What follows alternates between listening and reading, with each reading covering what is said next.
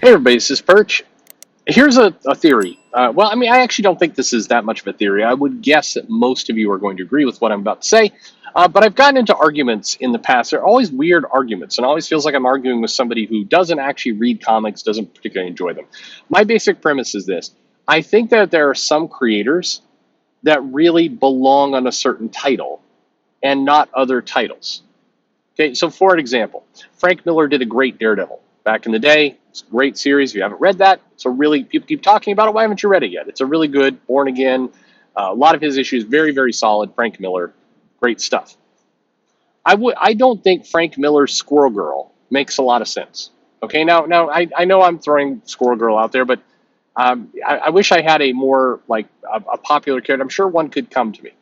Like, well, but put it this way, Frank Miller probably would write an interesting Flash, but I don't know if that style lines up. Do we want to see Frank Miller's, Wally West Flash? I don't think I want to see that. I like Frank Miller. Granted, I would pay to see Frank Miller on a lot of things. In fairness, I would pay to see what Frank Miller's Squirrel Girl would be because that would be pretty fascinating. But it doesn't fit. Frank Miller on Miss Marvel, no. Frank Miller's Moon Girl, no. I don't. Frankly, I can go in a different direction. Frank Miller on Saga, I don't think that fits him either. However, if we want to do a Frank Miller Punisher run, I'd be on board for that 100%. I'd like to see, well, we have seen Frank Miller's Batman, but what would Frank Miller's Damian be like? That would be interesting. I'd be up for that. How about Frank Miller's The Question? Frank Miller's John Constantine? All those would be pretty interesting for me to see. I'd be interested in all of those. How about Frank Miller's Simon Boz, Green Lantern? Huh? Because he's Muslim. That's a joke. Okay, anyway. Eh, half the audience got the joke, and half the audience just thinks I'm some crazy racist. But in fairness, they probably already did. Anyway, I think that some creators belong on certain titles, and some do not. And I think in many cases, one of the best roles of an editor is get the right person on the right title, and then stick with it. So I was thinking about this the other day, in that there's a new well, unfortunately, it's a one shot. There's a new comic announced by DC, and it features it's basically a one shot anthology style, which I hate that part, but it's basically about editor in chief Perry White and a couple reprinted stories, but it follows things through his career. And it's called Superman's Pal Jimmy Olsen's Boss Perry White #1. And I think, but it's a one shot, so I always hate it when they put #1 on a one shot. It's like, yeah, there's only one, so you can leave off the one. But 48 pages, and this is the depressing part. Okay, the cool part is the creative team. So Matt Fraction and Steve Lieber, who were the creative team who did the Superman's Pal Jimmy Olsen book. I don't think the book was, it wasn't the best comic I read all year, but it's pretty solid. I look at Matt Fraction on Jimmy Olsen and with Steve Lieber, it was a good combo. It felt a lot like the old Jimmy Olsen comics, which I dearly love and appreciate. And I think that those two, Matt Fraction, Steve Lieber, they work. I actually don't know why, if you're DC, I would offer a contract right now to keep a book going monthly by Fraction and Lieber. You could do a year of Jimmy Olsen and a year of Perry White and a year of Lois Lane, and it would find its audience because they did a good job of capturing that 50s, 60s feel. Fraction did the humor fit, Lieber's art fit. It was all very good. And I thought that was that's an example of that is a good match for that creative team. Matt Fraction on Iron Man is back in the day is okay. I mean, in the grand scheme of things, it beats the hell out of anything we have going on right now. The last couple, I mean, we've gone from Bendis to Dan Slott to what is it? Christopher Cantwell is doing it now. I'd take Fraction over all three of those in a heartbeat. But I think Fraction is an acquired taste, but he fits this book. Now, the sad part about it, I said there was a sad part. The sad part is that Superman's Pal Jimmy Olsen 48-page issue will feature a new, and this part hurts, 7-page story by Matt Fraction and Steve Lieber, and then some reprinted stories by Elliot Magan, Curtis Swan, not Chris Swan, of course, Curtis Swan, Neil Clyde, Brian Michael Bendis, and that's a depressing part because they're reprinted stories. So we're basically getting a new comic. If you parse this out, we're getting a brand new comic about Perry White, 48 pages, of which 7 of the pages are new. And then we're getting some reprinted stories, and maybe there will be another new story in there as well. I don't know. Perry White is not the most amazing thing, in the world. I mean, he's not going to sell a ton of copies, but there is a market for a monthly book if you get the right creative team, and I would argue Fraction and Lieber are that right creative team, to do, Superman's extended cast. I think they'd write probably a really fun Lois Lane or Lana Lang or Perry White. I mean, like, why not bring that stuff back? There is an audience for it.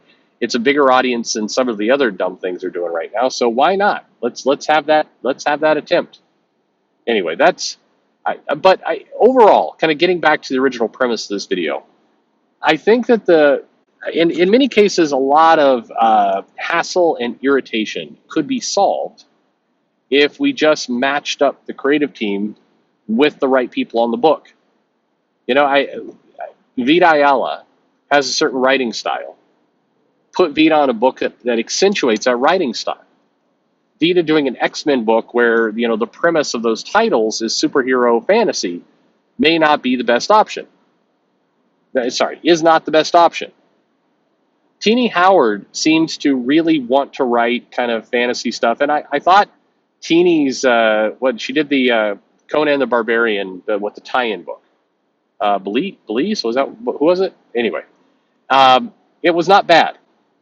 Teenie on Excalibur, it always feels like that writer is desperately trying to transform the book into the kind of content she likes, as opposed to what the actual comic is, and as a result, it's pushing a boulder uphill. And it just got me thinking, like, how many times are we putting the wrong creative team or a creative team that may be good at something, but we're putting them on the wrong book? It feels like that happens a lot. And in some cases, it even appears to be an intentional choice where it's like, well, we got to shuffle everyone around. It's like, hang on, Bendis is good on Jessica Jones. That he fits that character. He seems to like her. He can do that kind of time. It's like, yeah, but Jessica Jones doesn't sell very well because it's Jessica Jones and people want to read the Avengers. It's like, yeah, but that doesn't mean you put Bendis on the Avengers just because you need to find a place to put him. He wasn't bad on the Avengers, in fairness, but Bendis comes into DC, he goes on to Superman. It felt like when you were reading that book that Bendis was, I don't know, bored, or it seemed like his primary goal was to not write Superman. He wanted to write Lois Lane. He wanted to write the supporting cast. He wanted to introduce this new FBI agent. He wanted to talk about this. He wanted to do all this other stuff. But they put him on Superman. They put Bendis on Legion of Superheroes. It felt like Bendis is like, I don't, God, that's like a nightmare casting of a writer on that book. Bendis has a way that, if you read too much of him, all of the characters start to sound exactly the same. So what do? You give him a comic book that has like 800 Kiros in it. Why would you do that? It's going to accentuate the negative and not the positive. Meanwhile, you've got, again, the Question out there hanging out. That would be arguably probably good for Bendis. I don't know. But you've got a bunch of other titles where it's a much more likely tee-up of success, where you just get the feeling like it would be a much higher chance of success. May still not work. So why don't the editors do that? Why don't they make sure that they're putting the right creative team on the right books? When you read Fraction and Lieber on Jimmy Olsen, it feels somewhat effortless. What I mean by that is it feels like they're really enjoying themselves. It feels like they're having fun writing this wacky story that is very much a Jimmy Olsen insane story. Again, felt like the Silver Age of Jimmy Olsen.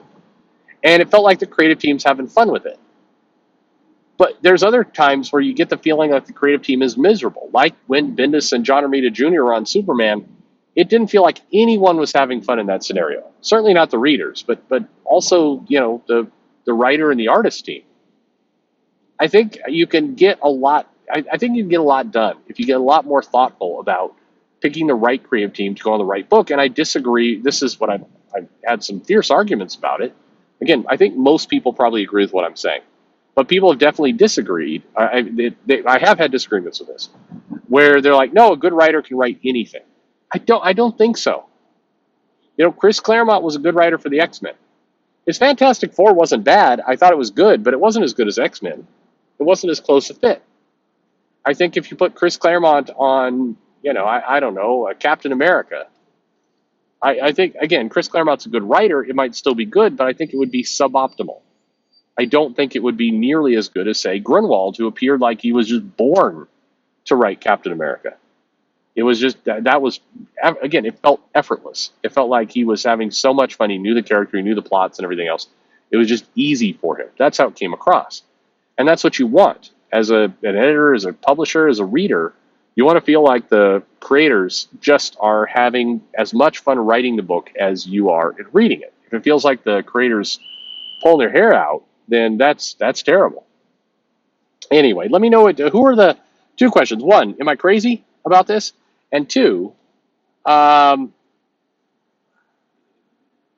are the creative teams that you really think fit? Who's the dream creative team for the dream book? Who would you line up? Who would you put in different places? Knowing what they write, knowing what they do, who are you matching people up with? Let me know in the comments below. Like and subscribe, of course, and thanks for listening.